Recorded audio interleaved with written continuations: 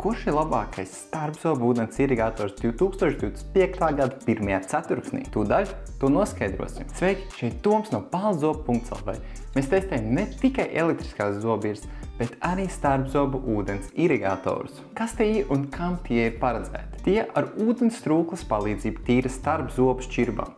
Tie ir paredzēti kā alternatīva zobu diegam. Zobdiegi ir ļoti efektīvi, lai noņemtu aplikumu starp zobu šķirbām. Tomēr lielākā daļa cilvēku to joprojām neizmanto, jo mums ir slinkums, mums nepatīk likt pirkstus mutē, ir īpaši grūti tikt klāt aizmugurējiem zobiem, un dažkārt zobdiegs mēdz ieķerties un nenākt laukā. Kā arī nepareizi lietojot, var satraumēt smagans, kas izraisa asiņošanu. Starpzobu ūdens irigators atrisina visas šīs problēmas. Tos ir ļoti viegli lietot. Mutē jāievieto tikai šaurais uzgals un nav iespējams traumēt smagans. Irigatori iedalās divās kategorijās pēc to darbības principa.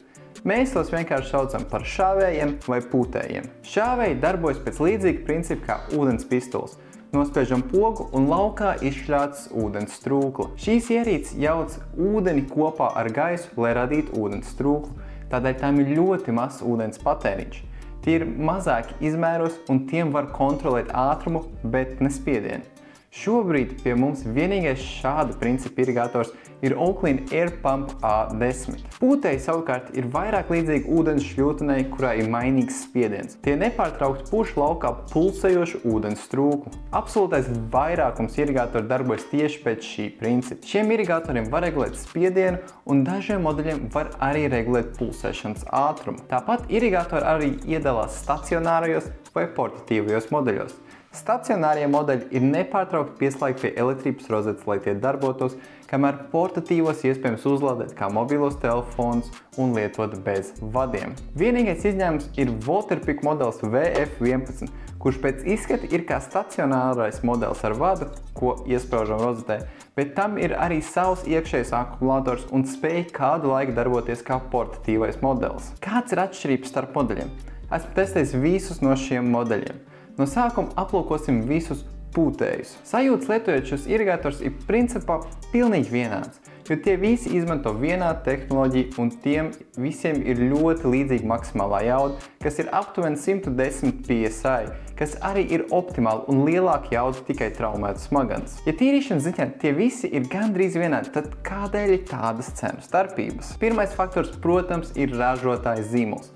Waterpik un Philips ir zināmākie uzņēmumi šajā nozarē, un tas dod savas kvalitātes garantijas. Oakley ir samērā daudz jaunāks spēlētājs šajā nozarē, taču tas ļoti agresīvi ieņem aizvien lielāku tirgus daļu tieši tās lieliskās kvalitātes un zemās cenas dēļ. Un tad ir daudz mazāk zinām neatkarīgie ražotāji kā GUM 365 starpzobu irigators. Visiem irigatoriem ir 2 gadu garantija, atskaitot Oakley modeļus, kam šobrīd pērkot pie mums spēkā ir 3 gadu garantija. Visiem ir standarta tīrīšanas režīms, un dažiem modeļiem ir vēl papildus, piemēram, masāžas vai dziļās tīrīšanas režīmi. Es vienmēr esmu izmantojis tikai standarta tīrīšanas režīmu, jo pārējie, manuprāt, ne ar ko daudz neatšķiras, un to dēļ es nebūtu gatavs piemaksāt. Jaudu iespējams regulēt visiem modeļiem.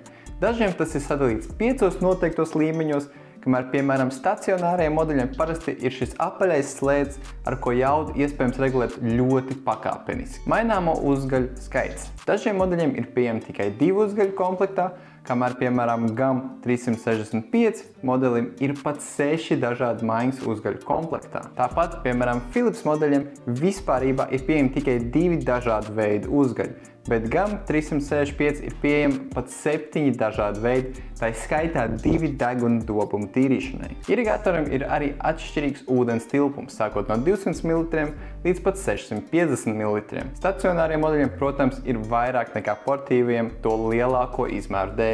Bet, manuprāt, tas nav noteicošais faktors izvēlē.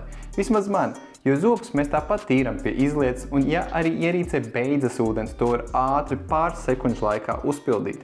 Atver vāciņu, ielej ūdeni no krāna un gatavs. Manuprāt, daudz svarīgāks faktors ir uzlādes metode. Stacionāriem modeļiem, protams, jau ir savs vads, ko var iespraust rozetē, bet portatīviem modeļiem uzlādes kabeļi ir atšķirīgi. Visiem Waterpik modeļiem ir savi unikālie lādēšanas kabeļi, kamēr Philips, Oakley un GAM 365 izmanto pārrocīgo USB-C uzlādes kabeli. Tas ir tas pats vats, ar ko jūs lādējat savus mobilos telefonus. Daudziem tas iespējams nav svarīgi, bet man, braucot ceļojumos, negribas vest līdzi kaudzi ar dažādiem vadiem.